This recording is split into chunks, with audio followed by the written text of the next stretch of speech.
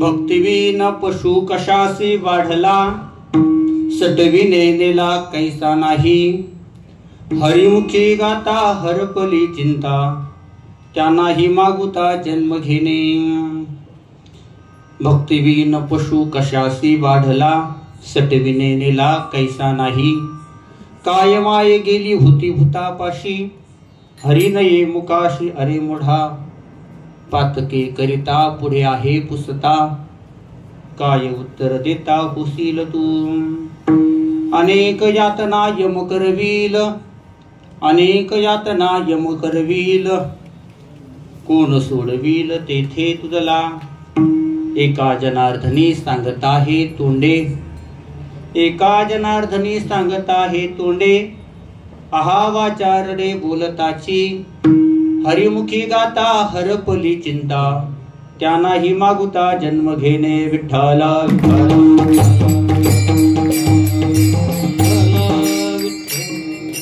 महायोग पीठे तटे भीमरथ्या, वरं पुंडरीकाय दातुं मुनीन्द्रैः, समागत्य तिष्ठन्तमानन्दकन्दं, परब्रह्मलिंगं भजे पाण्डुरङ्गम्. अलङ्कापुरीरम्य सिंहासनस्थं, पदाम्भोज तेजैस्फुरदिक्प्रदेशम्, विधीन्द्रादिदेवैः सदा स्तूयमानं, समाधिस्थमूर्तिं भजे ज्ञानदेवम्. अधिष्ठान जेथे प्रतिष्ठान देखा, तिथे जन्मला तो गुणातीत एका, जयाचे निनामे चुके जन्म व्यथा, नमस्कार माझा सद्गुरु एकनाथा. नमो सद्गुरु तुकया ज्ञानदीपा, नमो सद्गुरु सच्चिदानंद रूपा, नमो सद्गुरु भक्त कल्याण मूर्ती, नमो सद्गुरु भास्करा पूर्ण कीर्ती. संपाद्य ज्ञानंच विदाय भक्तिं, विलोकितो येन समाधिराजः, वैराग्यवन्तं सुविचारयुक्तं, नमामि जोगं शिरसा गुरुन्तं. भक्तिवीन पशु कशासी वाढला, सटविने नेला कैसा नाही, हरिमुखी गाता हरपली चिंता, त्यांनाही मागुता जन्म घेणे. श्रीमंत श्री नाथ बाबा या अभंगातून मनुष्य देहाची इति कर्तव्यता सांगतायत. विठ्ठल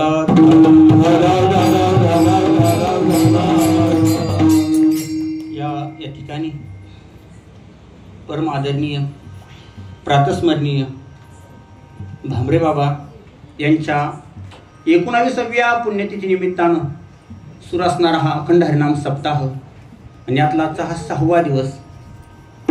या 6व्या दिवसाची सेवा या ठिकाणी असणारे शेळके साहेब असतील किंवा या ठिकाणी सर्वच मंडळ आहेत, या सर्वांच्या वतीने या ठिकाणी माझ्याकडे आलेले आहे. विठ्ठल आजच्या या ठिकाणी सेवेला हजर असणारी सर्वच अगदी दिग्गज मंडळे आहेत, सर्वच मोठी मंडळी आहेत. या ठिकाणी असणार आमचे परमादरणीय माधव बाबा आहेत, फरकाडे महाराज आहेत आणि तशी सर्व वागचौरी बाबा आहेत. सर्वांची नावं काही माहीत नाही. मृदंगमणी या ठिकाणी 2 आहेत, या ठिकाणी इंद्रासारखी अगदी सर्वच मोठी मंडळी आहेत. या सर्वांचं नाव न घेता सर्वांच्या चरणाला वंदन करतो आणि अभंगाच्या चिंतनाकडे वळतो. विठ्ठल हा जो अभंग आहे, हा अभंग हरिपाठ या ग्रंथातील आहे. आपल्या भारतीय संस्कृतीचा जर विचार केला तर आपल्या भारतीय संस्कृतीमध्ये अनेक ग्रंथ आहेत. त्यामध्ये 4 वेद आहेत, 6 शास्त्र आहेत, 18 पुराण आहेत, अनेक स्मृती ग्रंथ आहेत. भगवद्गीता असेल, संत वाङ्मयाचा जर विचार केला तर ग्रंथ सम्राटी ज्ञानेश्वरी आहेत, गाथा आहेत, नाथबाबांचं भागवत आहेत, अनुभवामृत आहेत, चांगदेव 65 आहेत, अनेक ग्रंथ आहेत. पण हे जरी सर्व ग्रंथ असले तर या सर्व ग्रंथामध्ये हरिपाठ नावाचा जो छोटासा ग्रंथ आहे, ज्याचं स्थान जे आहे ते काही अद्वितीय आहेत, आगळं वेगळं आहेत. वारकरी संप्रदायाच्या दृष्टीने जर पाहिलं, जसं ब्राह्मणामध्ये संध्या आहेत, ब्राह्मण जो आहे जर संध्या करत नसेल तर त्याचं ब्राह्मणत्व राहत नाही. ब्राह्मणाचं ब्राह्मणत्व हे संध्येवर अवलंबून आहे. तसं वारकऱ्याचं वारकरी पण हे खऱ्या अर्थाने हरिपाठावर अवलंबून आहेत. कलेवराच्या दृष्टीने अत्यंत लहान परंतु फार महत्वाचा ग्रंथ आहे हरिपाठ. त्या हरिपाठाचा जरी विचार केला तर आज बाजारामध्ये पंचरत्न हरिपाठ मिळतो, ज्यामध्ये 5 प्रकारचा हरिपाठ आहे. पण आमचे गुरुवर्य वैकुंठवासी प्रातस्मरणीय घुले बाबा सांगायचे की खऱ्या अर्थाने हरिपाठ 2 आहेत. बाकीचे नामपाठ म्हणा किंवा रामपाठ म्हणा, पण खऱ्या अर्थाने हरिपाठ जर असेल तर 2च आहेत. एक आहे माऊलींचा आणि दुसरा नाथबाबांचा. अत्यंत महत्वाचा ग्रंथ आहे हरिपाठ. आणि वारकऱ्यांची काय आहे, संध्या आहेत. अगदी आपल्याकडून जास्त ग्रंथाचं पारायण नाही झालं तरी चालेल, पण किमान हरिपाठ तरी आपण रोज म्हटला पाहिजे. असा अत्यंत महत्वाचा ग्रंथ हरिपाठ. आणि त्या हरिपाठातला आजचा अभंग आहे. या अभंगामध्ये नाथबाबा मनुष्य देहाची ती कर्तव्यता सांगतायत. आपण जर विचार केला तर शास्त्रकार सांगतायत की या जगतामध्ये दुर्लभ असणाऱ्या ज्या काही गोष्टी आहेत त्यामध्ये 3 गोष्टी अत्यंत दुर्लभ आहेत. आपण नेहमी ऐकलेला विषय, पण प्रस्तावनेसाठी महत्वाचं मी सांगतो की दुर्लभम त्रयमेव एतत् देवानुग्रह हेतुकम मनुष्यत्वम मुमुक्षुत्वम महापुरुषस्त्वं श्रेयः. अत्यंत दुर्लभ आहे. काय त्यातलं पहिलं आहे मनुष्यत्व, नरदेह. नरदेह दुर्लभ जाणारे, नरदेह दुर्लभ जाणारे.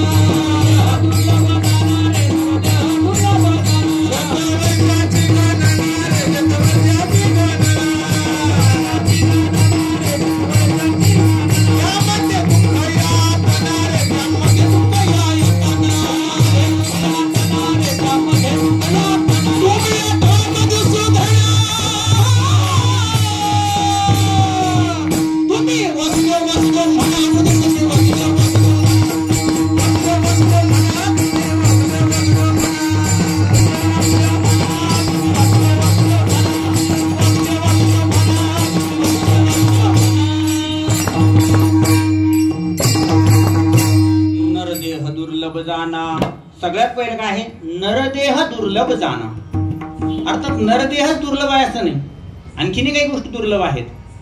सुभाषितकार एका ठिकाणी म्हणतात की पुनर्वित्तम पुनर्मित्रम पुनर्भार्या पुनर्मही एतत् सर्वं पुनर्लभ्यम न शरीरम पुनः पुनः. त्यात सांगतं पुनर्वित्तम, आपल्याजवळ पैसा मिळणं तसं कठीण आहे, पण प्रयत्न केला तर गेलेला पैसा मिळू शकतो. पुनर्वित्तम पुनर्मित्रम, एखादा चांगला मित्र मिळणं हे भाग्य आहे. पण एखादा मित्र गेला तर दुसरा मिळू. पुनर्वित्तम पुनर्मित्रम, तिसरा पुनर्भार्या. हे थोडं अवघड झालेलं आता. जुन्या काळात असायचं, आता थोडं काय आलं, आता पहिलीच वांदा येतं, दुसऱ्याचं जरा पुनर्भार्या पुनर्मही. या सर्व गोष्टी मिळू शकतात, पण न शरीरम पुन्हा पुन्हा. एकदा गेले शरीर पर भेटणार, एकदा गेलेले भेटणार नाही. यापेक्षा जे पहिल्यांदा भेटलं, जगद्गुरु तुकोबरा सांगते पहिल्यांदा कसं भेटलं ते एक न्याय सांगतात, काकटाळी न्याय. हे जे शरीर आहे हे काकटाळी न्यायाने भेटलेलं आहे. आता काकटाळी न्याय म्हणजे काय, कावळ्याच्या टाळीमध्ये नाही, आंधळ्याच्या टाळीमध्ये कावळा सापडावा. आता खरं असं आहे, जो चांगल्याच्या दावडीत सापडत नाही, जो चांगल्याच्या दावडीत सापडत नाही तो काय असतो, कावळा. कावळा त्यालाच म्हणतात जो चांगल्या हात लागत. पण असा कावळा कोणाच्या हात लागला, न घडवू पाय घडो आले, न घडवू पाय घडो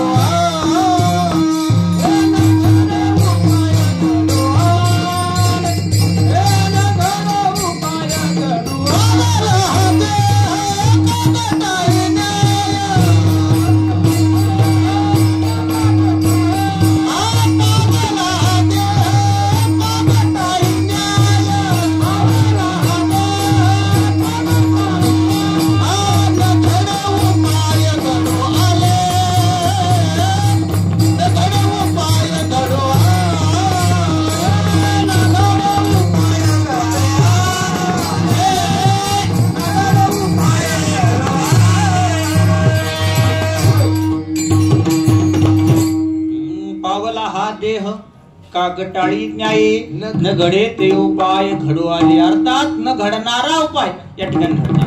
खऱ्या अर्थानं आंधळ्याच्या हातात कावळा सापडू शकत पण सापडावा तसा आपल्याला हा दुर्लभ असणारा नरदेह कायला मिळाला. अत्यंत दुर्लभ असणारा हा नरदेह या ठिकाणी न घडे ते उपाय घडू आले असा सापडला. बरं ऐका, हा सापडलेला आहे पण त्या सापडलेला देह परत जाणार नाही असं प्रत्येक क्षणाला गेला गेला हा नरदेह चाललाच आहे, जातच आहे. बरं एकदा गेला की परत या ठिकाणी परत फेरा होणार. आता न उता येईल फेरा येतो न घडे या नगरा किंवा मागुता हाची जन्म पावसी हेतो न घडे रे सायासी.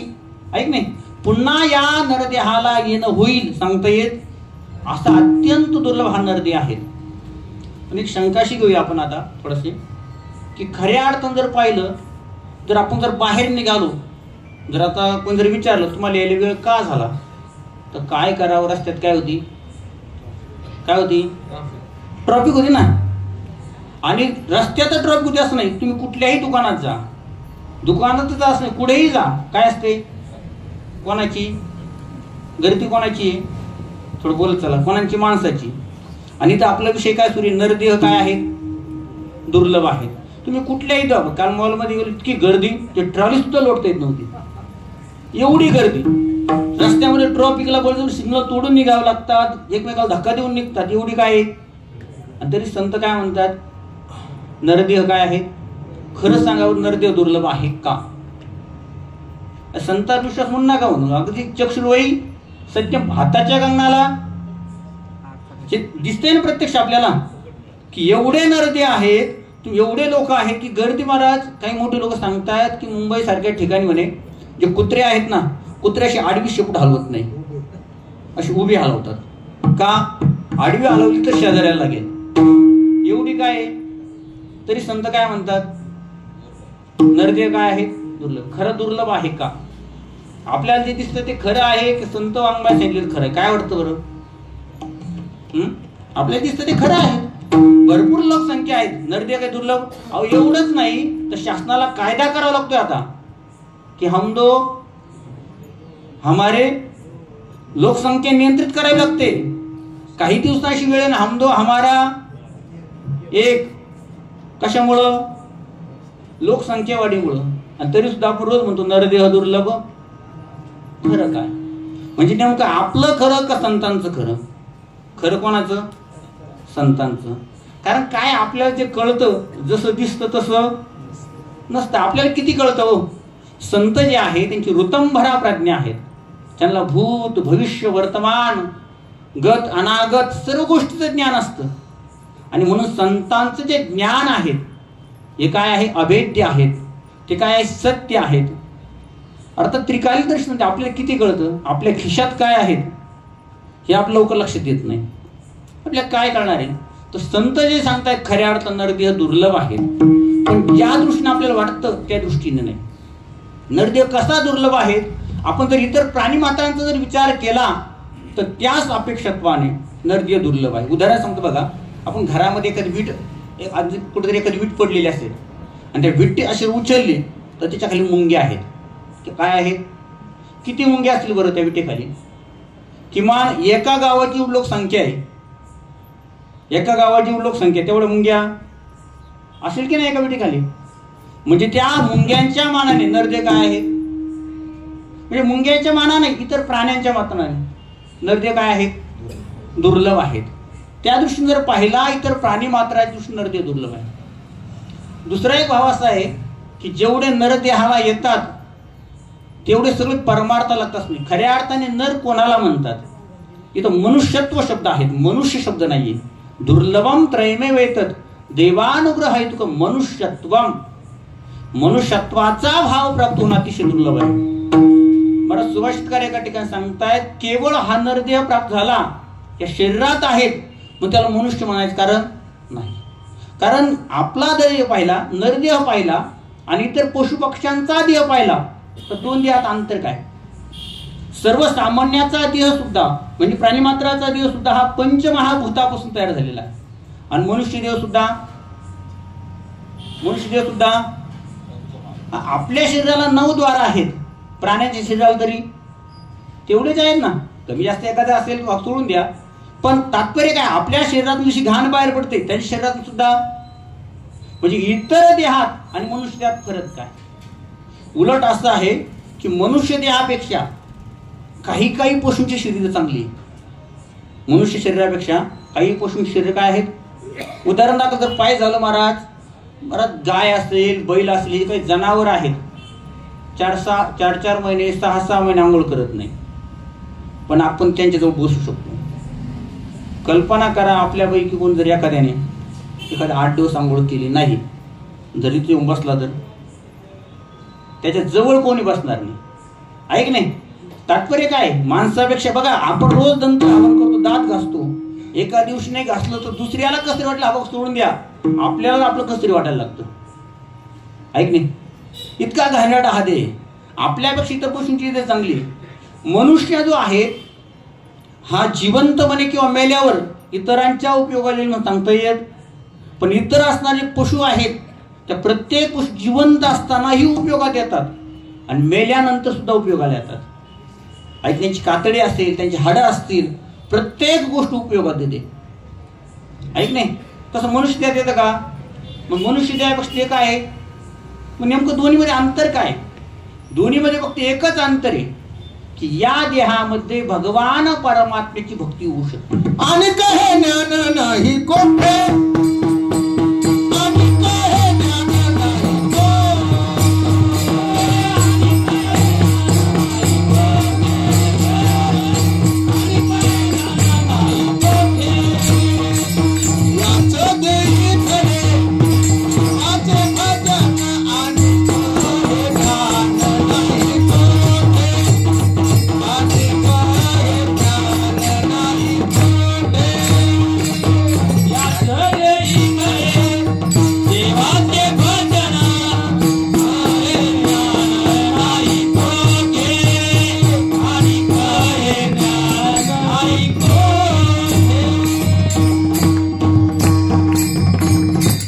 याची देही घडे देवाचे भजन, अनेक हे ज्ञान नाही कोटे.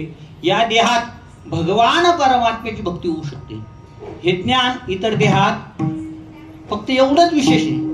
वास्तविक पाहता सुभाषितकार असतील, शास्त्रकार असतील, संत असतील, या मनुष्य देहाकडे पाहत असताना म्हणतायत की येशाम न विद्या तपो न ज्ञानम, ज्ञानम न शीलम न गुणो न धर्मः, ते मृत्युलोके ननुभार भूता मनुष्य रूपेण मृगंशरंती.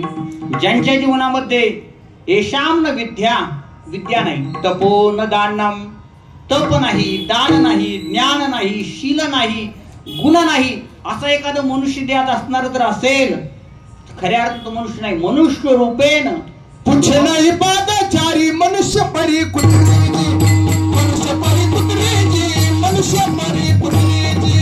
पुछ नाही पादचारी, मनुष्य परी कुत्रीजी, मनुष्य परी कुत्रीजी, मनुष्य परी कुत्रीजी. पाद नाही पुच्छचारी, पुच्छ नाही पादचारी, मनुष्य परी कुत्रीजी. पुच्छ नाही, पाद नाही, चारी पाद नाही, मनुष्य परी कुत्री. ती माणसाच्या वेशात असणारा तो कुत्रा आहे. ऐक नाही, काही नित्य नेमाविन अन्न खायतो श्वान म्हटलेले. किंवा एका ठिकाणी सुभाषितकार म्हणतात, संगीत साहित्य संगीत कला विहीन, साक्षात पशुपुच्छ विषाणहीन, तृणम न खादन नपि जीवमान, तद्भाग ध्येयम परमम पशूनाम. सुभाषितकार सांगतायत की म्हणे की खऱ्या अर्थाने ज्याला साहित्य कळत नाही, संगीत कळत नाही, ज्याला कळत नाही ना, संगीत कला कळत नाही, तो खऱ्या अर्थाने मनुष्य शरीरात असलं तर साक्षात पशु आहे. पण एक म्हणे पशु जरा गवत खातात. पशु काय करतात, गवत खातात. आणि हा जो पशु आहे 2 पायाचा, हा गवत खात नाही. हे काय, तद्भाग ध्येयम परमम पशूनाम, ते पशूंचं परम भाग्य. जर याने गवत खाल्लं असतं तर त्या पशून राहिलं नसतं. एवढं खाली येऊन त्याला बोलतात. अर्थात या नरदेहात येऊन जर भगवत प्राप्तीकडे जात नसेल, विद्या विहीना पशुभिस समाना, विद्या विहीन असणारा साक्षात पशु आहेत. मग जर समजा या ठिकाणी तसं तुकोबराय सांगतायत की या ठिकाणी असणारा मनुष्य जन्माला येऊन जर भगवान परमात्म्याची प्राप्ती करून घेत नसेल तर त्याला पशु म्हणणं सुद्धा तो पशुचा अपमान आहे. खऱ्या अर्थानं तो पशुहून सुद्धा हीन आहे. मनुष्य पण तरी साधी नारायण नाही तरी हीन पशुहुनी.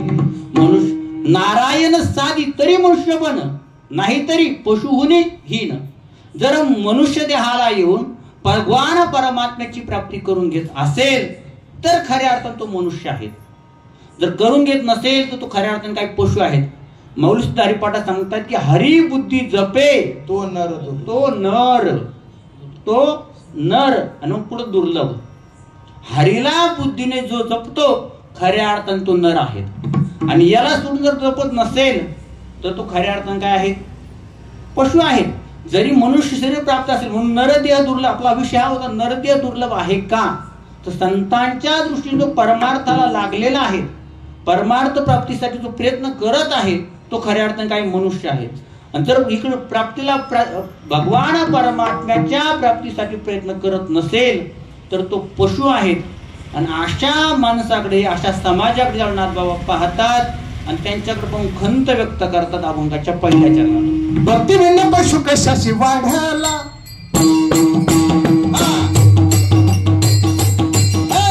भक्ती भिन्न पशु कशाशी वाढला, भक्ती भिन्न पशु कशाशी वाढला, भक्ती भिन्न पशु कशाशी वाढला.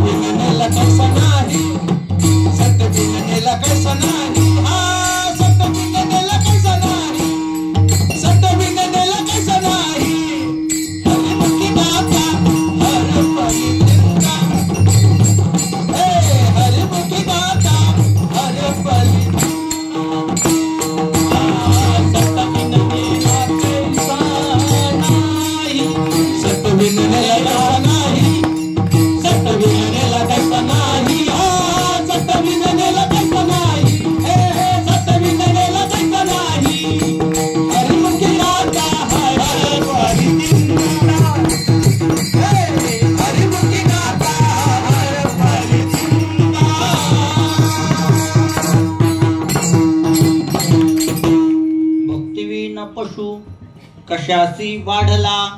खऱ्या अर्थाने हा पशु आहे. जर भक्ती करत नसेल तर काय आहेत? पशु आहेत. आणि असा जो पशु आहे भक्तीशिवाय वाढलेला ना तो कशासी वाढला. ऐक नाही. आणखीन एक गोष्ट सांगता येईल बघा. हा जो नरदेह आहे हा भगवत प्राप्तीसाठी मिळालेला आहे. आणि भगवत प्राप्ती सोडून जर इतर साधनासाठी जर त्याचा व्यय होत असेल तो उपयोग होत असा नियम बघा. जे ज्याच्यासाठी तयार असतं, जे ज्याच्यासाठी असतं ते त्यासाठी न वापरणं याला काय म्हणतात? त्याचा त्या वस्तूचा नाश होणे, वायाला जाणे. एक उदाहरण सांगितलं जातं. आमचे गुरुवर्य राऊतबाबा उदाहरण सांगत असतात. जुना काळ आहे. एक गावामध्ये असं एक एकदम श्रीमंत अशा प्रकारचं दाम्पत्य राहत होतं. आणि त्या दाम्पत्याला एकुलती एक कन्या, जुना काळ. आणि त्या कन्येचा विवाह झालेला आहे.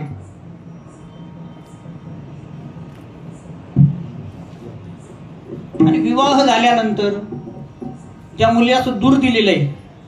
जो जावई आहे तो सुद्धा अगदी काय आहेत? चांगल्या मोठ्या हुद्द्यावर आहेत. आणि तो जावई जो आहे लग्न झाल्यानंतर 2-3 वर्ष झाले पण तो अजूनही एक सासूरवाडीला आला. तो सासूरवाडीला यावा. दिवाळीचा सण आहे. मोठ्या हुद्द्यावरचा जावई आहे. आणि त्याला बोलवण्यासाठी सासऱ्याने निरोप वगैरे पाठवलेला आहे. त्या जावयाला सुट्टी वगैरे भेटत नव्हती पण येईल म्हणून सांगितलं. एक काही तासापुरतं येईल आणि ताबडतोब परत जाणार जावई. येण्यासाठी पूर्वी काय दळणवळणाच्या सुविधा कमी होत्या. गावात येणारे 1-2-3 बस होत्या. त्या बसने तो येणार होता. आणि म्हणून करता ते जावई येणार गावात. मग त्या सासू सासऱ्याला एवढा आनंद झालेला आहे. त्यांनी गावामध्ये सर्वांना चुलबन आमंत्रण. संपूर्ण गावात अगदी दिवाळी आहेत आपल्याकडेच होणार, बऱ्याच दिवसानंतर येणार म्हणजे पहिल्यांदाच येणार जावई, तोही बऱ्याच दिवसानंतर. एवढा आनंद त्या सासू सासऱ्याला आहे की येण्यासाठी संपूर्ण गावाला काही चूल बनवून आमंत्रण आहे. चांगली पक्वान्न केलेली. सकाळी 9 वाजता जावई येणार होते. सगळ्यांची वाट त्या जावईच्या रस्त्याकडे होती. पण पहिली गाडी आली, तो जावई काय आला. दुसऱ्या काही वेळानंतर एक 10, 10:30, 11 दरम्यान दुसरी गाडी आली. त्या गाडीत सुद्धा जावई आला नाही. सर्वजण वाट पाहत होते जावई बापू कधी येतील आणि जावई बापूचं कधी पूजन करतील आणि आपल्याला कधी पोटभर जेवायला भेटेल. पण असं झालं की पुन्हा 11ची गाडी गेली, जावई आले. 1 वाजता गाडी आली. पण 1 वाजता येणाऱ्या गाडीमध्ये जावई काय आले. येत असताना त्या गाडीवर तार आली की जावई बापूंना काहीतरी दुसरं काम निघालं, त्यामुळे ते येऊ शकणार नाही. 1 वाजला होता. सकाळपासून सगळे जेवणासाठी आलेले होते. सासू सासरे वाट पाहत होते. आता जावई येणार म्हटलं काय झालं. त्यांचा सर्व आनंद त्या ठिकाणी मावळलेला आहे. आता काय करणार, एवढा मग स्वयंपाक केलेला आहे. बसा आणि पंक्ती. आता पंक्ती काय आल्या, बसल्या. पंक्ती बसलेल्या आहे. या सासू सासऱ्याचं एक वाक्य होतं, एवढं केलं वायाला, एवढं केलं आणि वायाला गेलं. वास्तविक पाहता त्यांनी बनवलेल्या स्वयंपाकातलं घासभर शिल्लक राहिलं नाही. लोकांनी अगदी करगोटा तुटेपर्यंत खाल्लं. पण यांचं वाक्य काय, एवढं केलं वायाले का. ज्याच्यासाठी केलं होतं ते त्याच्या उपयोगाला आलं नाही. तसा हा जो नरदेह आहे हा खऱ्या अर्थाने भगवान परमात्म्याची प्राप्ती होण्यासाठी दिलेला आहे. देवे दिला देह किंवा नरदेह निदान लागले हाती.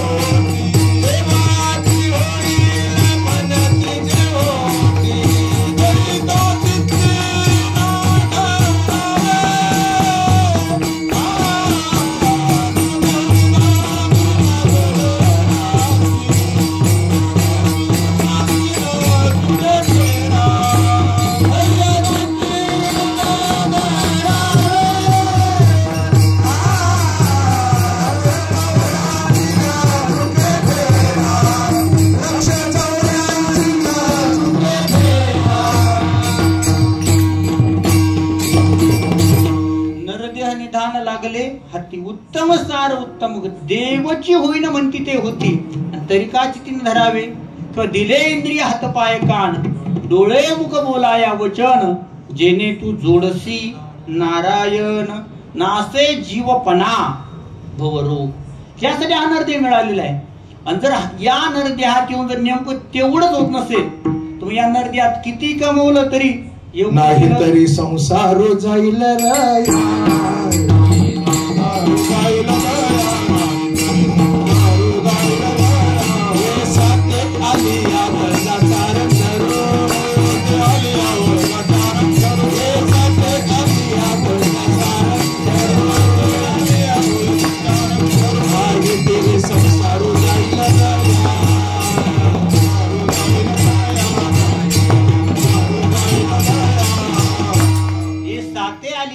बाजारात आलो ना आपण या नरदेह रूपियात आलेले ना. ओळगा सारंग धरू, सारंग धराल ओळगा, सेवा करा, त्याला भजा, नाहीतरी संसार जाईल, काही उपयोग होणार नाही. म्हणून या नरदेहात आल्यानंतर भगवान परमात्मा प्राप्ती होत असेल तर मनुष्य देहाचं सार्थक आहे.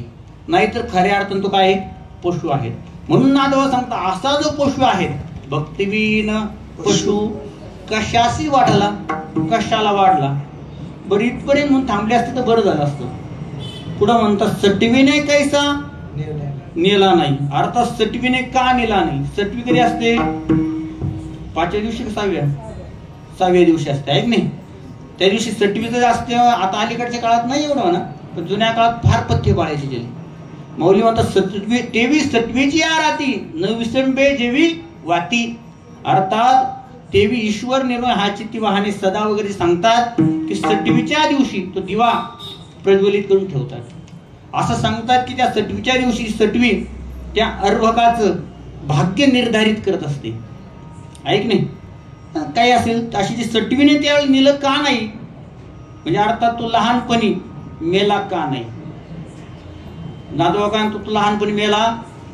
आता एक सांगा बरं, ते असं नादोबाने म्हणावं का? हा तुकोबरा म्हटले असतं तर जमलं असतं. तुकोबरा म्हटले असते तर नादोबांना काय म्हणतात? शांती. आणि ते खुशाल म्हणतात लहानपणीच का मेला नाही. योग्य वाटतं का? अर्थात लहानपणी अर्थात माऊली जे आहेत ना, विष्णू भगवान ज्ञानोबा आहे, एक पुरुष आहेत. पण असा एक पुरुष असताना सुद्धा त्यांना उपमा जी दिली आहे ती माऊलीची दिलेली. श्रीवाचक दिली, आईवाचक दिली. का दिली? याचं सर्वात महत्वाचं कारण आहे की ज्ञानेश्वरी सारखा ग्रंथ निर्माण झाल्यानंतर ज्यावेळेस पसायदान मागतायत विष्णू भगवान ज्ञानोबरायांना सर्वात पहिली आठवण जी येते ती खळांची येते. जशी एखादी आई एखाद्या तीर्थक्षेत्राला गेली, देवाचं दर्शन घेतलं आणि त्या आईला 4 मुलं असावेत, त्यापैकी 3 हिल्लेश्वर असावेत आणि एक जरा बिघडलेलं असावं, तर आईला सगळ्यात पहिली आठवण कोणाची येते? जे चांगले आहे चांगले आहे की चांगले आहे त्यांचं चांगलं होऊ आणि जे बिघडलेलं तो लवकर एकदाच मरून जाऊ, असं वाटतं का? आईला काय वाटतं? जे चांगले ते चांगले आहेत त्यांचंही चांगलं व्हावं. पण अगोदर विश्वमौली भगवान ज्ञानोबरायांना सर्वात पहिली आठवण झाली जे खळांची व्यंकटी सांडो. ऐक नाही, खळांची व्यंकटी सांडो, खळांचा वाकडेपणा जाओ. विश्वमौली ज्ञानोबराय त्या ठिकाणी म्हटले नाही खळ मरो. आणि या वाक्यामुळे माऊलीला माऊली म्हणायला लागले. खऱ्या अर्थाने माऊलींचं माऊलीत्व त्या ठिकाणी झालं. तसं नाथबाबांनी सुद्धा म्हणायला पाहिजे होतं यांच्याचा वाकडीपणा जावं, काहीतरी असं म्हणायला पाहिजे होतं. मरावं असं का म्हणावं? असं का म्हणावं? विठाल विठाल.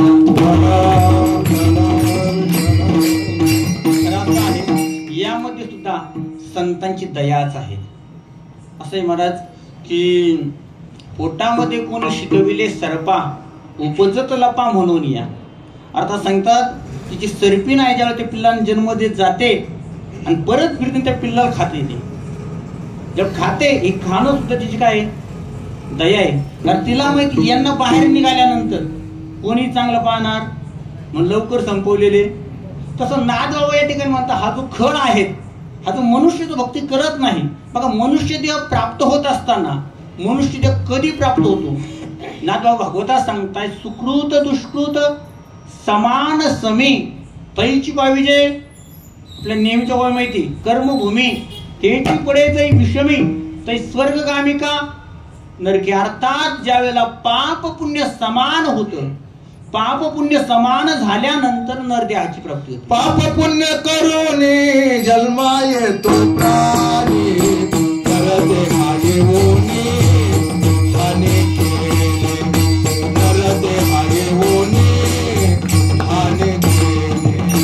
पाप पुण्य करून जन्मा येतो प्राणी नरदेहा येऊनी हानी केले.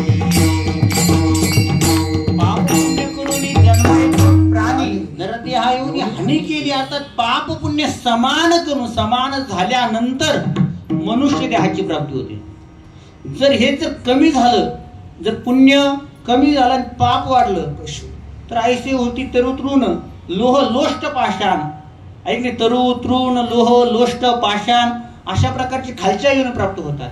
आणि पुण्य वाढलं तर स्वर्गाची प्राप्ती होते. स्वर्ग योनी त्या ठिकाणी भेटते. पण मनुष्य देह भेटत. मग एक तराजू आहे, हा तराजूचा माप कमी जास्त करणं सोपं आहे का सारखं करणं सोपं आहे? बरं अवघड कोणतं आहे? कमी जास्त करणं अवघड आहे का सारखं करणं अवघड आहे? सारखं होणं अवघड आहे. ऐक, जास्त होऊ शकतं कमी होऊ शकतं पण सारखं होणं अवघड आहे. तसं मनुष्य देह प्राप्त होत असताना पाप पुण्य समान ज्यावेळेला होईल त्यावेळेला खऱ्या अर्थाने मनुष्य देहाची काय होते? प्राप्ती होते. म्हणजे थोडक्यात मनुष्य जन्म ज्या वेळेला प्राप्त होतो त्यावेळेला मनुष्य न्यूट्रल मध्ये असतो.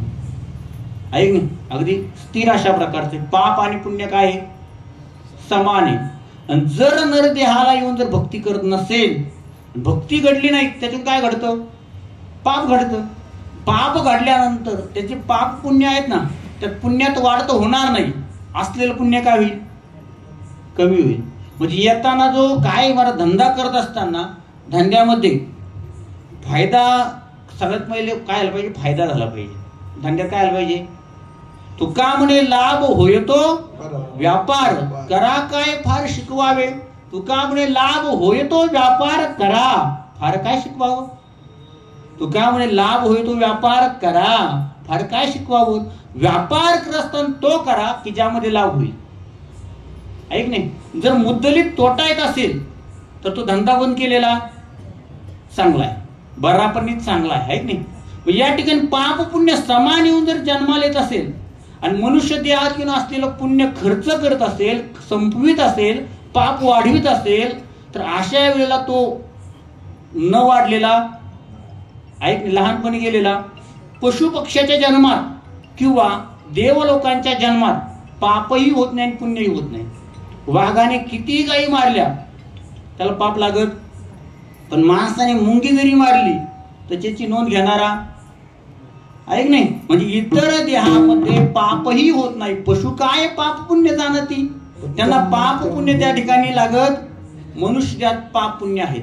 मग समान पाप पुण्य होऊन जन्माला आलेला जर समजा या ठिकाणी असणारा पुण्याचा क्षय करत असेल, पाप वाढत असेल, तर नाथबाबा म्हणता अशापेक्षा सटविने याला कैसा नाही आहे. त्यावेळेला जर गेला असता तर किमान पाप पुण्य आहे तसं राहिलं असतं. म्हणून सटवी नेनेला कैसा नाही. पण मोठी लोक जे असतात, मोठी लोक इथपर्यंत थांबत नाही. मोठ्या लोकांची नजर ही नेहमी कारणाकडे असते. ऐक नाही, जसं मुलगा जे आहे तर मुलाला संस्कार देत असताना फक्त एकटाच कारणीभूत असं नाही, तर त्याला त्याचे आई वडील सुद्धा कारणीभूत आहे. तर नाथबाबा सांगतात की हा निस्ता एकटाच दोषी नाही, याची माय सुद्धा काय माय गेली होती भूतापाशी, काय माय गेली होती भूतापाशी, काय माय गेली होती भूतापाशी, काय माय गेली होती भूतापाशी, काय माय गेली होती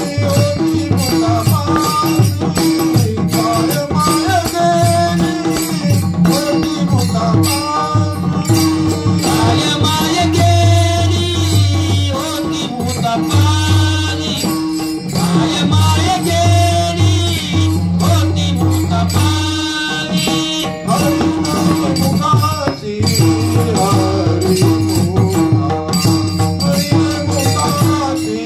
हरी मुखाची हरी मुखा, हरी मुखी गाता हर परिचिता, हरी मुखी गाता हर परिचिता, हरी नाही मुखा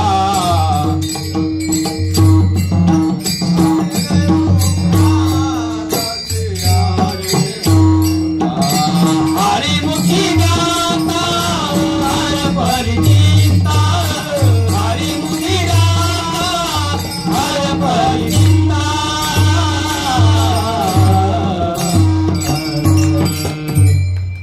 मोठी लोक जे असतात ते कारणाचा विचार करतात. बघा, एखाद्याला ताप येतोय आणि ताप येत असताना आपण मेडिकल मध्ये जर गेलो, सांगितलं एक 2-3 दिवस जरा ताप येतोय, मेडिकलवाला एक 10-5 रुपये काय करतो, गोळ्या देतो. एवढ्या गोळ्या घेऊन बघा, जर तेच आपण जर एका DHMS BHMS डॉक्टरकडे गेलो, ते 2-3 दिवसाच्या गोळ्या देतात. एवढा डोस संपवा आणि परत येऊन भेटा.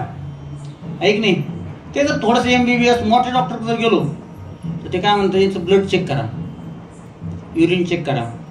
और ताप येतोय, ठीक आहे, ताप येतोय, तर तो ताप नेमका काय येतोय.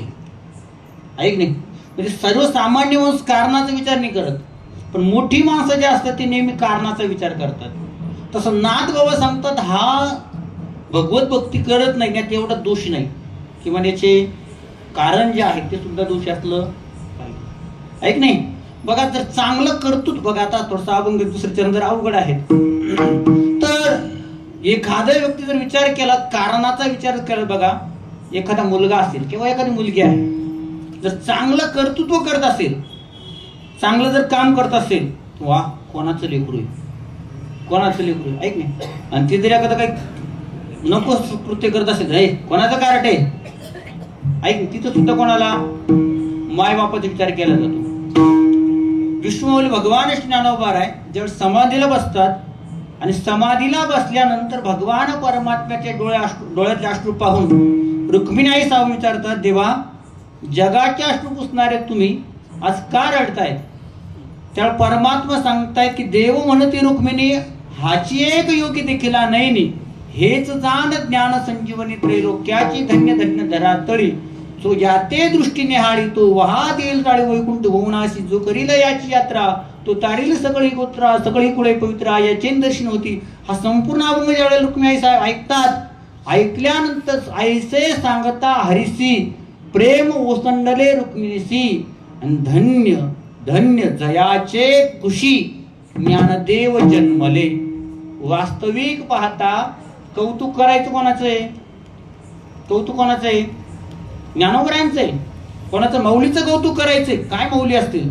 काय भिंत चालवून असेल, रेडावून असेल, ज्ञानेश्वरी सारखा अद्वितीय अलौकिक असा ग्रंथ निर्माण करणं असेल, हे माऊलींचं कर्तृत्व पाहिल्यानंतर धन्यता कोणाला द्यायची आहे? माऊलीला. पण माऊलीचं नाव न घेता धन्य धन्य दयाचे खुशी ज्ञानदेव जन्मले. किंवा सावता महाराजांना भेटण्यासाठी ज्यावेळी नामदेवराय येत आहेत, माऊली येत आहेत, आल्यानंतर सावता महाराज आपल्या हृदयामध्ये भगवान परमात्म्याला साठवतायत आणि हृदयात साठवलेल्या भगवान परमात्म्याला पाहिल्यानंतर नामदेवराय म्हणतात की सावता महाराजांचे माता पिता काय आहे? धन्य आहे. धन्य त्याची माता, धन्य त्यांचा पिता. त्याची माता, धन्य त्यांचा पिता. धन्य त्याची माता, धन्य त्यांचा पिता. धन्य त्याची माता, धन्य त्यांचा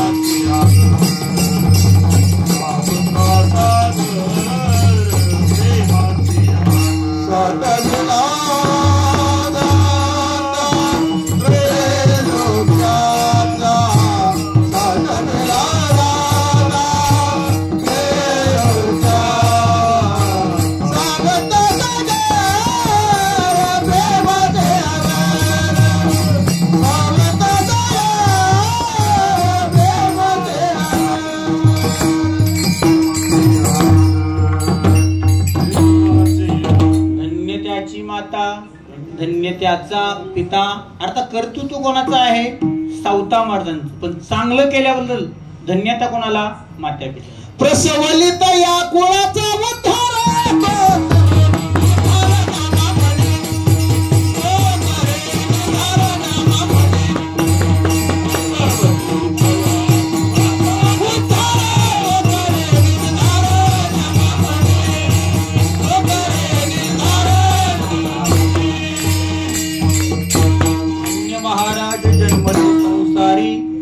ध्याती अंतरी नारायण नारायण गाय नारायण ध्याय.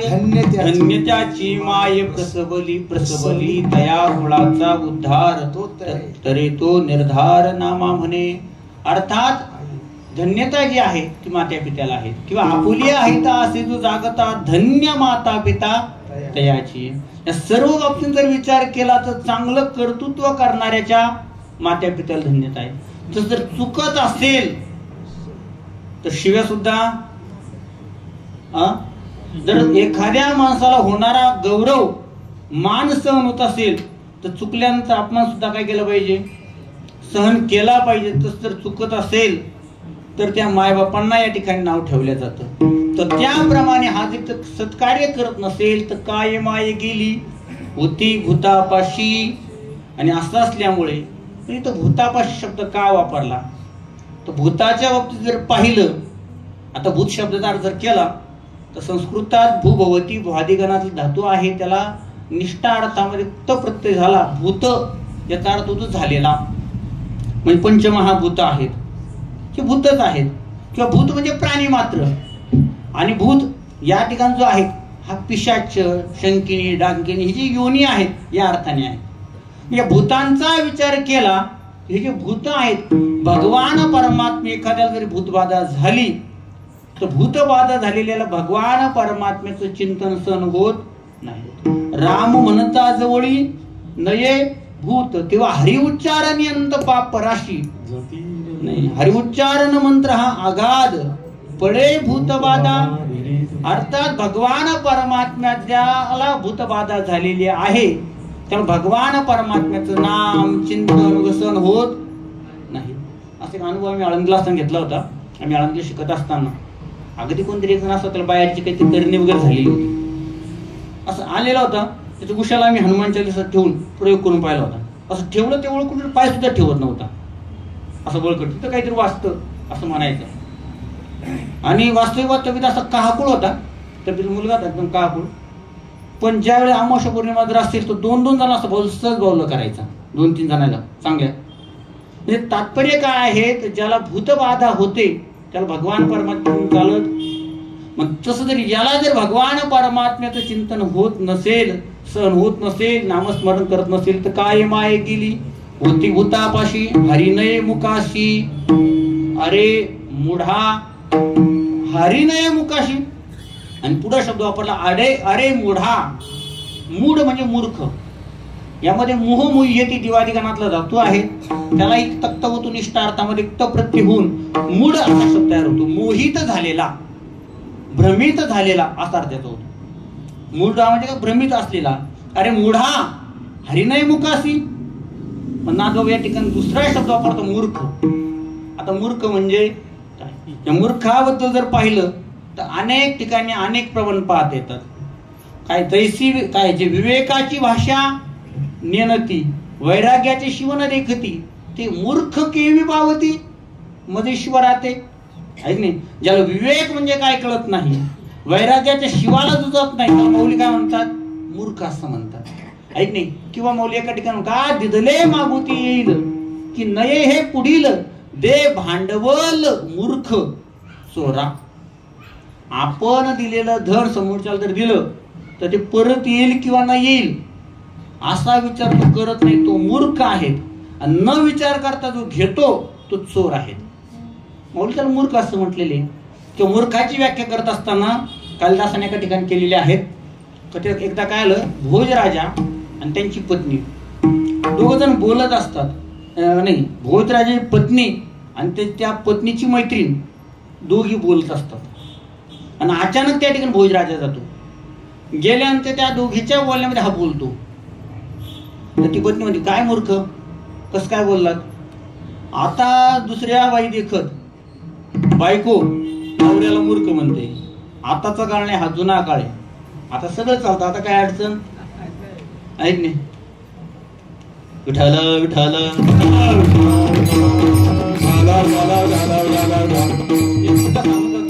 जरा लहान तोंडी मोठा घास होईल पण सांगतो. मी आता शाळेमध्ये क्लासमध्ये असताना मुलांनी विचारलं, त्यांना मी प्रयोग शिकवत होतो. कर्ता कर्तरी कर्मणी व्हावे, कर्ता कर्म क्रियापद. मग त्याला विचारलं, काय मला पोराव घरामध्ये कोण कोणाचं ऐकतं, म्हणजे आई वडिलांचं ऐकते, वडील आईचं ऐकतात. तर मग ते त्यांनी सांगितलं कोण कोणाचं ऐकत असतं असं मुलांनी. नाही म्हणून पप्पा मम्मीचं ऐकतात. मला कावर ऐकतात. आता मुली एवढे चबरे असतात, ते मुली होत्या, त्या मुली एवढ्या चबऱ्या होत्या त्यामुळे तू कणी ना बायकोचा बैल असतो म्हणून ऐकतो म्हणे. त्यामुळे मला असं विचार आला, मला बायकोचा बैल असतो असं नाही.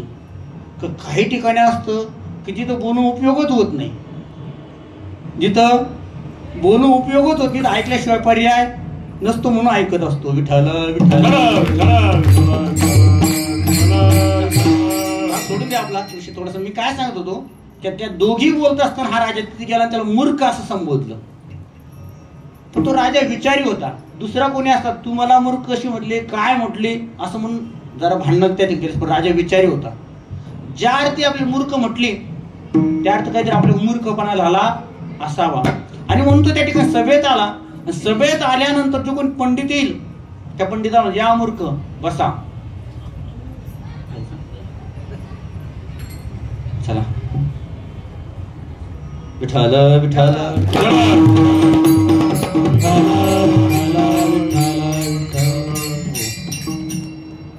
तर जो येईल त्याला तो मूर्ख असं म्हणायचं. जो येईल त्या पंडिताला काय म्हणायचं, या मूर्ख बसा. आता ते पंडित होते ना, त्यांना काही कळत नव्हतं नेमकं राजा आपला मूर्ख का म्हणतोय. राजा आपला मूर्ख काय म्हणतोय, पण आता असं आहे की सत्यपुरुष शान पण चालत असं म्हणतात गाढवाच्या माग आणि साहेबाच्या मालकाच्या पुढे जायचं. गाढवाच्या माग राहील तुला लात मारत, साहेबाच्या पुढे गेल्यानंतर आता काय बोलणार राजा पुढं. मग ते म्हणते ठीक आहे. पण तो कालिदास आला आणि कालिदासाला या मूर्ख बसा. कालिदास हुशार होत. कालिदासाने सांगितलं महाराज ती मूर्ख का म्हटले. खादन्न गच्छामि हसन्न भाषे गतम न सोचामि कृतम न मन्ये द्वयस्तृतीयो न भवामि राजन किम कारणम भोज भवामि मूर्खः. त्यांनी सांगितलं की मूर्खाची 5 लक्षणे या ठिकाणी आहेत. खादन्न गच्छामि अर्थात खाता खाता जाणं किंवा जाता जाता खाणं, मी तसं काही केलेलं नाही. किंवा हसन्न भाषे हसता हसता बोलणं, बोलता बोलता हसणं मूर्खा दुसरं लक्षण. तिसरं लक्षण केलेली गोष्ट म्हणजे अगदी अगोदर विचार न करता करायची आणि झाल्यानंतर विचार करत बसायचा, याला काय म्हणतात मूर्ख. आणि एखादी गोष्ट गेलेली आहे, गेलेल्या गोष्टीचा जास्त विचार करणं हे मूर्खाचं लक्षण आहे. गतासूंच नानुशोचन्ति पंडितः. अर्थात जे गेलेलं आहे त्याचा विचार करणं मूर्ख आहे. आणि दोघांमध्ये तिसरा बोलणं हे मूर्ख आहे. बरं राजाने सांगितलं तू मूर्ख नाही, खऱ्या अर्थाने मूर्ख. अर्थात अशी मूर्खाचे अनेक लक्षणे, पण व्यवहारात आणखी एक मूर्खाचं लक्षण आहे. व्यवहारात एखादं लहान मुलं असेल किंवा कोणी असेल, एखादी जर गोष्ट चुकली, अरे मूर्खा तुला कळत नाही का, असं केलं असतं असं झालं असतं. थोडक्यात ज्याला परिणामाचा विचार नाही, ज्याला परिणामाचा विचार कळत नाही त्याला काय म्हणतात मूर्ख. मग नादबाबा या ठिकाणी सांगतात की हरिनये मुकासी अरे मुडा. अर्थात मुडा म्हणजे परिणाम तो या नरदेहाला आलेला आहे. आणि नरदेहाला जर भक्ती करत नसेल त्याचा परिणाम काय होणार आहे. जर भक्ती करत नसेल, असे आमचे गुरुवारी वैकुंठवासी प्रातस्मृती गुलाबाबा सांगायचे की माणसाने विहित कर्म केला नाही तर निषिद्ध कर्म घडतं. म्हणून समोर असणारं विहित कर्म केलं पाहिजे. हरि उच्चार करणे हे विहित कर्म आहेत, हे जर करत नसेल तर निषिद्ध कर्म आहे. आणि निषिद्ध कर्माचं फळ आहे पाप. जर या देहात येऊन जर हरी नये मुकासी, हरी जर येत नसेल तर मुढा तुझं जे जे काही कर्म आहेत ते काय होतं ते पातक के करीता पुढे आहे पातक के करीता पुढे आहे पातक के करीता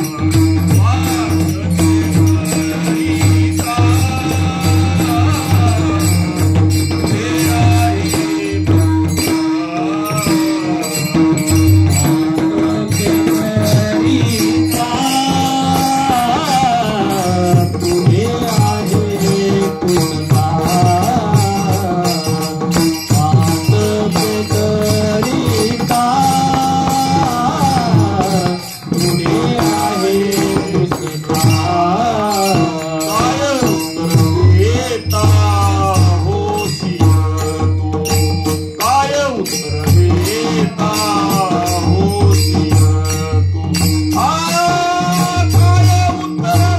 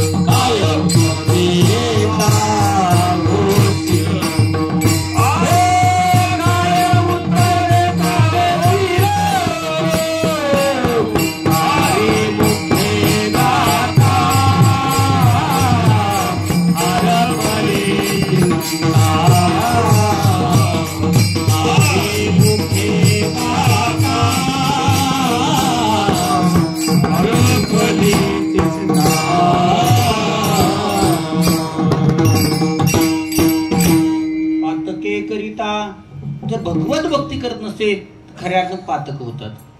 विष्णू भगवान ज्ञानोबा ज्ञानेश्वरच्या 9व्या अध्यायात क्षिप्रम भवती धर्मात्मा शश्वचंतीम निगच्छती कौंतेय प्रतिजानेही नमे भक्त प्रणश्यती या श्लोकावर बोलताना विचारतात की खऱ्या अर्थात असा प्रश्न विचारला की रात्र म्हणजे काय. रात्र कशाला म्हणतात. जेव्हा जेव्हा सूर्य नसतो, मावळतो म्हणजे सूर्य ज्या वेळेला समोर दिसत नाही. आता तो कसा तो फिरतो का पृथ्वी फिरते भाग वेगळा, पण आपल्या लौकिक भाषेमध्ये व्यावहारिक भाषेमध्ये सूर्य ज्या वेळेला नसतो त्याला काय म्हणतात. माऊली म्हणतात की पै जे वेळा सूर्य नुदिजे ते वेळा रात्री की म्हणीजे. ज्या वेळेला सूर्य नसतो, जर समजा कदाचित रात्रीच्या पोटात जर मध्यरात्रीचा सूर्य उगवला तर मध्यरात्रीचा सूर्य उगवला सूर्य रात्र राहील का. नाही. माऊली म्हणतात पै जे वेळा सूर्य नुदिजे ते वेळा रात्री की म्हणीजे तेवी माझी भक्तीवी नक्कीजे ते महापाप नव्हे. माऊली सांगतायत की ज्याप्रमाणे सूर्य ज्या वेळेला नसतो त्या वेळेला रात्र असं म्हणतात, त्याचप्रमाणे जेव्हा माझी भक्ती होत नाही जेवी माझी भक्तीविन त्या ठिकाणी सांगते काय पै जे वेळा सूर्य नुदिजे ते वेळा रात्री की म्हणजे तेवी माझी भक्तीविने किजे ते महापाप नव्हे, ते महापाप आहे. अर्थात भगवत भक्तीशिवाय जे आपण जे काही करतो ते काही पातक आहे. पर्वताप्रमाण पातक करणे वज्रलेप होणे भक्तासी पुढे नाही जासी भक्ती ते पतित अभक्त. अर्थात खऱ्या अर्थाने भगवान परमात्म्याची भक्ती न करणं हेच काय आहे पाप आहे. एखादा चांगला रूपवान असेल, सुंदर असेल, ऐश्वर्य संपन्न असेल, पैसा असेल, मौली म्हणतात का रूप वैसा गाजा अथिलेप रूप वैसा माझा अथिलेपणे गाजा एक भाव नाही माझा तरी ते पाल्लाळ गा. किती सुंदर रूप असेल पण त्या ठिकाणी जर माझी भक्ती नसेल ना तर तो पाल्लाळ आहे. ऐक नाही. बोलते विस्तारा वर्णन करतात ती कणे विन सोपटे कणसे लागली घनदाटे काय करावे गोमटे ओसनगर. असे शेत पेरलेले, शेत पेरलेल्या शेतामध्ये हे मोठमोठे काय आलेले कणसे, हात हात कणसे. पण असं असताना फक्त काय आलं त्या कणसांना काय नाही दाणे नाही, बाकी कंस म्हणजे एक नंबर. काय करणार कणे विन सोपटे कणसे लागली काय करावे गोमटे ओसनगर. नगर आहेत, चांगलं शहर आहेत, शृंगारित केलेलं आहेत, लाईट आहेत, पाणी आहे, ड्रेनेज आहेत, अगदी चकमकीत अशा प्रकारचं शहर आहे. सगळ्या गोष्टी चांगल्या आहेत, फक्त एकच गोष्ट कमी काय तिथं राहिलंच कोणी नाही. काय करावे गोमटे ओसनगर. अगदी तसं शरीर कितीही चांगलं असेल आणि चांगलं असून जर भगवान परमात्मी भक्ती होत नसेल तर काय करावे गोमटे ओसनगर. ऐक नाही. किंवा सरोवर आहे, उन्हाळा दिवस आहे, सरोवर आहे, सरोवर ना तरी सरोवर आहे पण आटलेलं आहे. सरोवर आहे पण काय ना तरी सरोवर आटले. एखादा दुःखात आहे, दुःखात कोणतरी आधार भेटावा, बुडत्याला तिनक्याचा सहारा म्हणतात तसं. पण भेटला एकदम दुःखी आहे पण त्याला दुसरा पण दुःखीच भेटला. राणी दुःखी या दुःखी भेटली काय उपयोग आहे. वांज पुली पडले झाड दिसते काही उपयोग होत नाही. तसं माझे भक्तीवीन जळोते जियाले पण अगा पृथ्वीवरी पाषाण नसते काही. माऊली सांगतात माझ्या भक्तीशिवाय जे जगणं आहे ते काय पाषाण. अगा पृथ्वीवरी पाषाण नसते काही. पृथ्वीवर काय दगड नाही का. जर भक्तीशिवाय करतस खऱ्या पाहते मग काहीच उपयोग होत नाही का. होतो ना. पण हिवराची दाट सावली इथून थोडस वेगळं वळण झालं त्याच अध्यायामध्ये पुढं. पण हिवराची दाट सावली सज्जने जैसी वाळिली पुण्य डावलून गेली अभक्तात. माऊली सांगतायत की जो अभक्त आहे त्याला पुण्य डावलून गेली अभक्तात. जो भक्ती करत नसेल ना त्याला पुण्य डावलून जातं, पुढे जातं. कसं उदाहरण दिलं जसं हिवराच्या दाट सावली आहे हिवराची, पण हिवराच्या दाट सावलीत सज्जन बसत नाही. आता का बसत नाही त्याच्यासाठी भावार्थ रामायण पाहावं लागेल. भावार्थ रामायण नाथबाबा सांगतायत की ज्यावेळी भगवान प्रभू रामचंद्राचा राज्याभिषेक ठरल्यानंतर देवांना काळजी पडते की जर परमात्मा राजसिंहासनावर जर बसले तर रावण मरणार नाही, आपल्याला आपली बंदी मोचन होणार नाही. आणि म्हणून करतात ते ब्रह्मदेवाला शरण जातात. ब्रह्मदेवाने त्या ठिकाणी विकल्प निर्माण केला की जो रामामध्ये आणि यात अंतर पाडील. आणि तो जो विकल्प आहे तो विकल्प सर्वात पहिले त्या हिवराच्या झाडावर राहिला.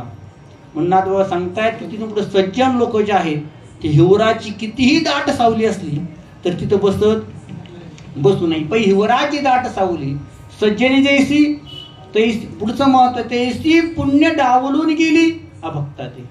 मग त्याचा उपयोग कोणाला होत नाही, होतो ना. उदाहरण पुढचं देतात आणखीन काय, निंब निंबोळ्या मोडून आला तरी तो कावळ्याशी सुकाळू झाला, तैसा भक्तिहीनू वाढिन्नला दोषाची लागी. अगदी निंब निंबोळ्या मोडून आला. मोडून येणं म्हणजे अगदी भरून आला, बाहेरून आला. अगदी निंबाच्या झाले निंबोळ्या लागलेल्या आहे.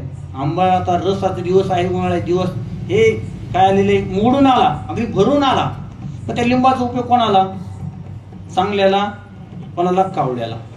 त्या कावळ्याचं पण असं म्हणतात, तो कावळा जो आहे बरं झालं द्राक्षाच्या वेळेला आणि आंब्याच्या वेळेला त्याला खाता येत का, द्राक्ष रस्ता आंबट रस्ता वेळे तोंड सडे वायसा, आणि म्हणून तो त्या निंबोळीवर काम भागून घेतो. पण मग तैसा काय निंबोळ्या म्हणून आला तरी तो कावळ्याशीच सुख, तैसा भक्तिहीनू वाढिन्नला दोषाची लागी. त्याला दोष त्या ठिकाणी होतात. एवढं आहे की माऊली सांगताय की काय म्हणे, अगदी पितळासारखा स्वयंपाक केलेला आहे, षडरस त्यात आहेत. जेवणात किती रस असावेत, 6 रस. आणि काव्यात 9 रस असतात. का काय नवरसी भरवी सागरू, काव्यात 9 रस असतात. शृंगार, वीर, करुण, अद्भुत, हास्य, भयानक, बिभत्स, रौद्र आणि शांत, असे 9 रस असेल मग त्या काव्याला गोडी असते. तसं जेवणामध्ये फक्त मिरची आणि भाकर असेल त्याला करवती बेत म्हणतात. करवत कशी, अशी फक्त घ्यायची, असे तो बेत आहे ना, करवती बेत असेल तर उपयोग होत. जेवणाचे पंचपक्वान असावेत, ते गोड असावं, खारट, तुरट, आंबट, आणखी कोणतं राहिलं काय असेल, 6 रस आहेत बघा, गोड, खारट, तुरट, कडू, आंबट, नमकीन, ऐक नाही, असे षडरस आहेत. मग त्या खाण्यामध्ये आनंद काय असतो, असं माऊली म्हणतो 6 रसाने युक्त असं भोजन आहे. आणि ते वाढताना खापरात वाढलं, आणि वाढून खापरात वाढून काय केलं, चौकात ठेवलं.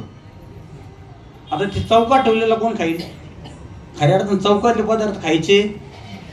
पण अलीकडच्या गावात सगळे पदार्थ कुठले खातो, विठाला विठाला,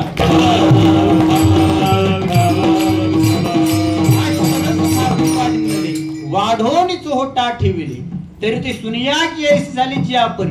मग ते कोणाच्या उपयोगाला येणार, कुत्र्याच्या. त्याला कुत्रच खाणार. तसं एखादा मनुष्य देव प्राप्त झाला पण भक्ती करीत नसेल ना, फक्त दोष त्याच्याकडून घडणार.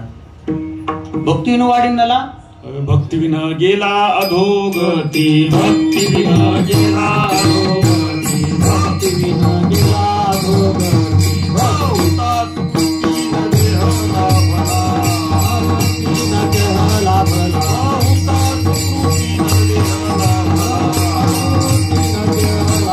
भक्तिविना गेला अधोगती, भक्तिविना गेला अधोगती, भक्तिविना गेला अधोगती. नरदेह लाभला, अनेक सुकृताने हा नरदेह लाभला, पण भक्ती विना गेला अधोगती. तैसे भक्तिहीनाचे जिने स्वप्नीही परी सुकृत नेने, तेने संसार दुःखासी भाने ओगरेल. मौली सांगतात की तसं भक्तिहीनाचं जे जिना आहेत तो दोषासाठीच वाढलेला, अधोगतीत जाण्यासाठीच आहेत. स्वप्नीही परी सुकृत नेने, तेने संसार दुःखासी भाने म्हणजे ताट वाढून ठेवलेले. मग असं असेल तर पातक घालतात. म्हणजे भक्ती न करणं म्हणजे पातके करिता, भक्ती न करणं म्हणजे पातके करिता. आणि पातक करीत असताना पुढे आहे पुसता.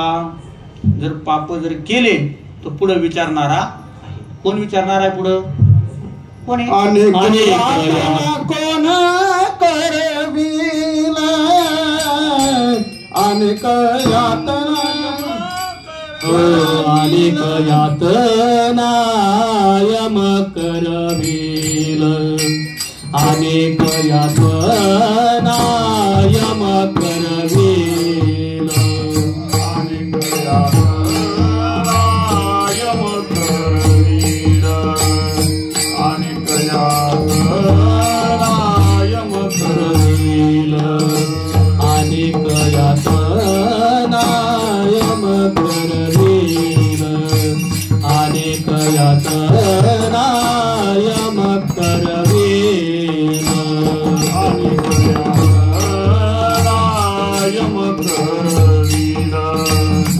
आणि कयातला यम करवीर सोडवेल तेथे तुझला कुल सोडवेल तेथे तुझला हरी मुखी गाता हर परी चिंता हरी मुखी गाता हर परी चिंता ओम सोडवील येथे तुझला ओम सोडवील येथे तुझला हरी मुखी गाता हर परी चिंता हरी मुखी गाता हर परी चिंता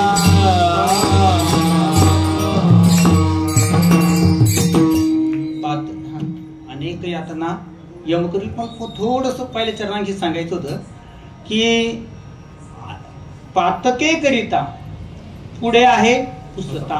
पुढे विचारणारा कोण आहे? कोण? यम. ऐक नाही तो यम याचा आणि विचारण्याचा काय संबंध? ऐक नाही पुढे पातके करिता पुढे आहे पुसता. तो पुसणारा म्हणजे काय? विचारणारा. त्याचा आणि विचारण्याचा संबंध काय? काय संबंध होतो? यम काय विचारील? तर खरं असं आहे हे जे शरीर मिळालेले पातक आपण कधी करणारे नरदेहाला आल्यानंतर हे जे शरीर आहेत या शरीरावर आधिपत्य कोणाचं आहे? शरीराचा मालक कोण आहे? देह हे काळाचे धन कुबेराचे. इथे मनुष्याचे काय आहे? इथे मनुष्याचे काय आहे? इथे मनुष्याचे काय आहे? देह हे काळाचे धन कुबेरा. देह हे काळाचे धन कुबेरा. देह हे काळाचे धन कुबेरा. इथे मनुष्याचे काय आहे? इथे मनुष्याचे काय आहे? इथे मनुष्याचे काय आहे? खऱ्या अर्थाने हा देह कोणाचा आहे? यमाचा आहे. आणि मग त्याने दिलेला आहे. बरं हा देह हा पाचाचा आणलेला उसना आपण जोडलेला उसना आणलेला आहे वापरासाठी. पण एखादी वस्तू आपण जर वापरासाठी आणली आणि ठराविक लिमिट पर्यंत वापरली आणि ठरलेल्या वेळात जर सुखरूप व्यवस्थित परत दिली तर तो आपल्या काही विचारत.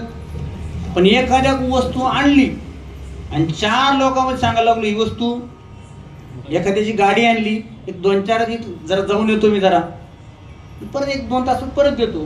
पण आणल्यानंतर इथं आणली गाडी, 2-4 दिवस झाले परत द्यायचा विचार आणि सांगितली गाडी कोणा घेतली? आत्ता दसरा झाला, दसऱ्याच्या मोहरात आपण काढली गाडी. गाडी कोणाची? ज्याची गाडी तो होणार आहे त्याला उसनी दिली मी काही वेळापुरती, आत्ता आणून देतो म्हटला. आणून द्यायचं नाव तर घेतलं नाही, उलट काय सांगायला लागला? माझी गाडी म्हणून सांगायला लागला. बरं ज्या वेळेला त्याला गरज पडली की देवात आमची गाडी, नाही नाही कसं काय मला लागते, तू कोण मागणारा असं म्हटलं तो काय करील? तो काय करील? जा विचारेल ना. मग तो नुसता विचारणार नाही, फक्त वस्तू घेऊन जाणार नाही, अगदी त्याला व्याजा सगळं वसूल करतो. ऐक नाही तसं या देहात येऊन भगवत प्राप्तीसाठी आधी आणलेला आहे उसना काही वेळापुरता. हा देव माझा म्हणून तिथं भगवत भक्ती शिवाय दुसरे काम करायला लागला तर पातकी करीत पुढे आहे पुसता. मग जर एखादी गोष्ट ज्या समोर तो विचारतो, जर समजा आपण उसनी वस्तू आणलेल्या आहेत, योग्य वापर केला ना, भाऊ मी दिली होती अशाशी वापरली सांगता येऊ शकतो. पण आणून जर चुकीचा वापर केला पुढे आहे पुसता.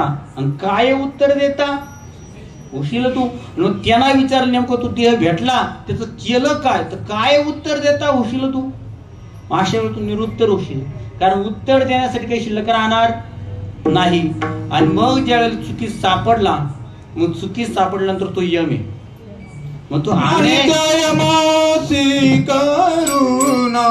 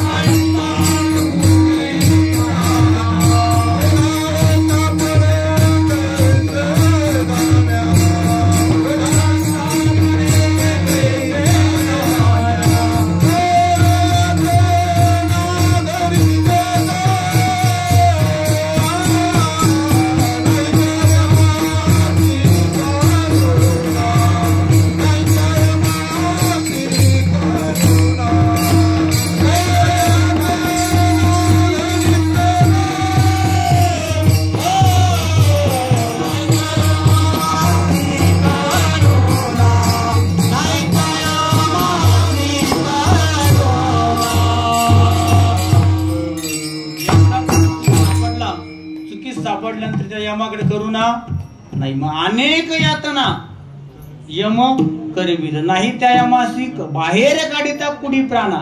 मग तो हायगे करत नाही. मग काय काय अवकाळ करतात त्या नाटामध्ये सगळेच म्हणलेले की काय क्षण एक नागवा पायी ने चलवे तया करती काही ओढिती कांटवना सोयी अग्निस्तंभ बाही कवटाळी. त्या अगदी बिना चपलीचं किचन मध्ये चालता येत नाही.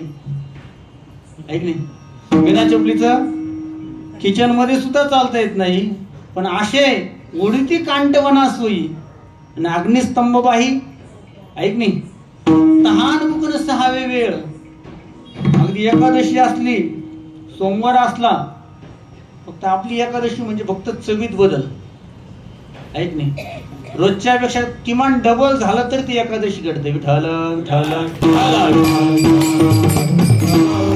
नाही त्या यमासी करुणा. ऐक नाही तर त्या यमाला करुणा वगैरे नाही. ओढिती कांटवना सोयी अग्निस्तंभ बाही कवटाळविती. ऐक नाही पुढे आहे की देखून अंगी कापती ते नदी माझी चालविती लागे ठावणा बुडविती वरी मारिती यमदंड.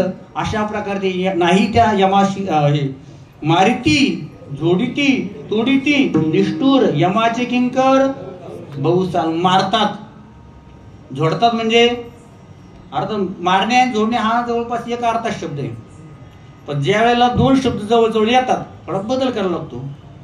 असं याला काठीने त्याला मारतात आणि त्याला उचलून दुसरीकडे मारत असेल तर जोडतात. तसं तुरी वगैरे असतात शेंगा त्याला काय करतात जोडतात. याला उचलून दुसऱ्यावर मारतात. मारतात जोडतात तोडतात. तोडलं तर तो मरत नाही कारण यातना शरीर असतं. मारिती जोडिती तोडिती निष्ठूर यमाचे किंकर बहुसाल. ज्ञानोबा सांगता आसी पत्र तरुवर खदिरांगाराचे डोंगर तातला तेली सागर. उतताती वगैरे आहेत. खदिरांगाराचे डोंगर असे विस्तवाचा डोंगर त्यावर चालवतात किंवा तापली कढाई तेल आहे त्यात टाकतात. अनेक अवकाळ त्या ठिकाणी करतात. श्रीमद भागवताच्या 5व्या स्कंदात 28व्या अध्यायामध्ये तिथं नरकाचं 28 नरक कशी आहेत काय आहेत त्याचं विस्तार वर्णन केलेलं आहे. आणि तिथलं वर्णन सांगताना नाथबाबा सांगताय तिथलं वर्णन जर सांगायला लागलं ना हा वाचा रडे सांगत अगदी वाणीला सुद्धा त्या ठिकाणी काय होतं दुःख होतं. अभंगाचं शेवटचं एका जनार्दनी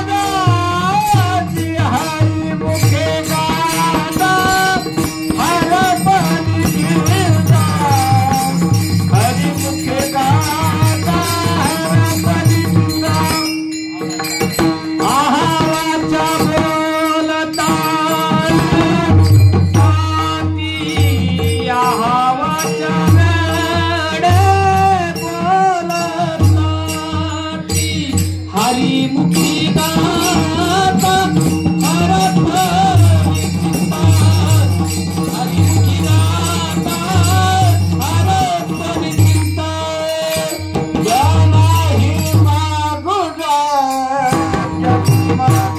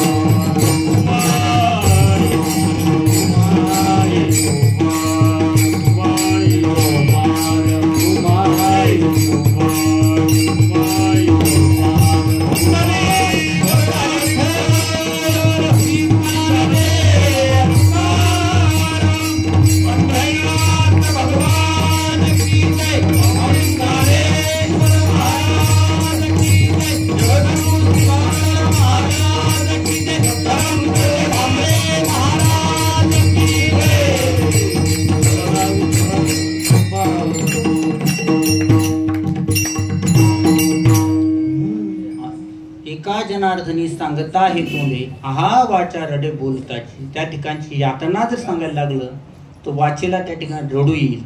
अशा प्रकारची या ठिकाणी नादवा सांगतायत. आपली वेळ या ठिकाणी झालेली आहे. अभंगाचा सरळ अर्थ सांगतो मी थांबतो. अभंगाचा सरळ विचार आपण असा केला की या जगतात नरदेह दुर्लभ आहेत, पण खऱ्या अर्थानं तो दुर्लभ आहे का? खऱ्या अर्थानं संतांचा भाव काय? आणि नरदेहात येऊन भगवत भक्ती करत नसेल तर तो पशु आहे आणि तो का वाढतो? आणि पाप पुण्य समान होऊन जर तो जन्मालेला असेल तर त्याने तर भक्ती विना न जगलेला बरा. पण मोठी लोक कारणाचा विचार करत असतात म्हणून काय माये गेली होती भूतापाशी. आणि जर मुखाला हरित नसेल तो मूर्ख आहे. मूर्ख त्याला म्हणतात जो परिणामाचा विचार करत नाही. पण या ठिकाणी येऊन जर भक्ती करत नसेल तर ते पाप घडणार आहे. मग पाप करते शरीराने होणार आहे. मग पाप करत असताना पुढे विचारणार आहे त्याला काय सांगणार आहे. आणि ज्यावेळेस सांगता येत नाही तो अनेक यातना त्या ठिकाणी करील. आणि मग तिथं कोणी सोडवणार? मग सोडविणार राजा देशीचा चौधरी. अनेक गोष्टी आपल्याला माहिती कोणी त्या ठिकाणी सोडवू शकत नाही. त्या ठिकाणी असणारे जे दुःख आहे ते जर सांगायला लागलं ते एका जनार्दनी सांगता हे तोंडे हा वाचारडे बोलताची. आणि ते दुःख जर आपली येऊन असं वाटत असेल तर हरिमुखी गाता हरपली चिंता त्या नाही मागुता जन्म घेणे. हरीचं मुखान त्या ठिकाणी चिंतन करावं. त्याने या ठिकाणी ही चिंता होणार नाही. आज कोजागिरी पौर्णिमा आहेत आणि त्या निमित्तानं आपलं थोडं लवकर आपलं उरकायचं आहे. फक्त कोजागिरीवर 1-2 मिनिटं घेऊया जास्तीत जास्त आणि थांबूया. आजचा हा जो शरद ऋतू आहे आपल्या भारतीय संस्कृतीमध्ये जो काही कालगणना आहेत अतिशय सूक्ष्म आहेत. तर जाऊ दे आपले 6 ऋतू या ठिकाणी आहेत. पहिला वसंत, ग्रीष्म, तिसरा वर्षा, चौथा शरद, त्यानंतर हेमंत आणि शिशिर. या प्रत्येक ऋतूचे सुद्धा एक वेगळं वैशिष्ट्य आहेत. वसंताचं तर मौली फार तोंड भरून वर्णन केलेलं आहे. चला जाऊ द्या. वसंत ऋतू आहेत, आता शरद ऋतू आहेत. तसं शरदाचं सुद्धा मौली फारच सुंदर वर्णन केले. जैसे शारदेचे चंद्रकळे माझी अमृत कण कोवळे ती वेचिती मनोमवाळे चकोर तलगे. किंवा ऋतू बरवा शारदी पुढती चांदू म्हटलेलं आहे. अर्थात कोजागिरी पौर्णिमा. याचं कारण असं आहे की या अगोदर वर्षा ऋतू असतो आणि या वर्षा ऋतूमुळे चंद्राचं दर्शन स्पष्टपणे होत नाही. आणि एखादी गोष्ट ज्यावेळी विरह होतो, विरह झाल्यानंतर त्या गोष्टीच्या मिलनाचा विशेष आनंद असतो. तसं या 2-3 महिन्याच्या दरम्यान चंद्राचं स्पष्ट दर्शन होत नाही. महिन्यामध्ये चंद्र एकदाच पूर्ण असतो. कधी? अमावस्येच्या दिवशी आणि पौर्णिमेच्या दिवशी. आणि अशी जी शरद पौर्णिमा आहे त्या 2-3 पौर्णिमेमध्ये गेल्यानंतर चंद्राचं स्पष्ट दर्शन होत नाही. आणि म्हणून करता आजच्या दिवशी चंद्राचं स्पष्ट दर्शन त्या ठिकाणी होतं. जी ढग आहेत ती दूर झालेली असतं. चंद्र हा औषधाचा त्या ठिकाणी समुद्र म्हणा, रत्नाकर त्याला म्हटलेला आहे. तो सुधाकर अशा प्रकारचा आहे. ऐक नाही तो या ठिकाणी आपण जी वनस्पती आहेत त्या वनस्पती म्हणतो औषधी निर्माण करण्याचं काम करतो. अमृताचा वर्षाव त्या ठिकाणी करत असतो. पण ते हे जे कौशल्य आहे ते कोणाला? चकोरा आहे. चकोरा चंद्रामृत फावले येरा काय अनुभवून वाढिले. पण आपल्याला ती हातवटी नाही. म्हणून किमान या शरद पौर्णिमेच्या दिवशी दूध वगैरे त्या ठिकाणी आळवलं पाहिजे. आळवल्यानंतर चंद्राचं चांदणं त्या ठिकाणी पडलं की त्या आरोग्याला काय लाभदायक आहे. अशा भावने तुमका जसे शारदेचे चंद्रकळे माझी अमृतकण कोवळे. पण ती हातवटी चकोराच्या पिल्लांकडे आहेत, आपल्याकडे नाही. मग आपल्याकडे आपण दुरामध्ये धारण करून घेतो. अशाची शरद पौर्णिमा आहेत, कोजागिरी पौर्णिमा आहेत. तोही योग या ठिकाणी आहे. पूजनीय भांबरे बाबा यांच्या पुण्यस्मरणाने त्या ठिकाणी येण्याचा योग आला. काही अल्पसे चिंतन करण्याची संधी या ठिकाणी प्राप्त झाली. तर ती झालेली सेवा त्यांच्या त्याने समर्पित करूया. या ठिकाणी असणाऱ्या मंडळातले सर्वच ज्येष्ठ श्रेष्ठ मंडळी आहेत. कोणाचंही नाव मला जास्त माहीत नाही, पण कोणाचं नाव घेतही नाही. सगळ्यांच्या चरणावर नतमस्तक या ठिकाणी असणारे श्रोते आहेत. प्रभू तुम्ही महेशाची अमृती आणि मी दुबळा जसे भक्ती ही सर्वच एक अनुबळी असणाऱ्या सर्वांच्या चरणी नतमस्तक होतो. रत्नस्मरी बाबा असतील सर्वांच्या चरणी नतमस्तक या ठिकाणी होतो. आणि झालेली सेवेला त्या ठिकाणी पूर्णविराम. ज्ञानेश्वरा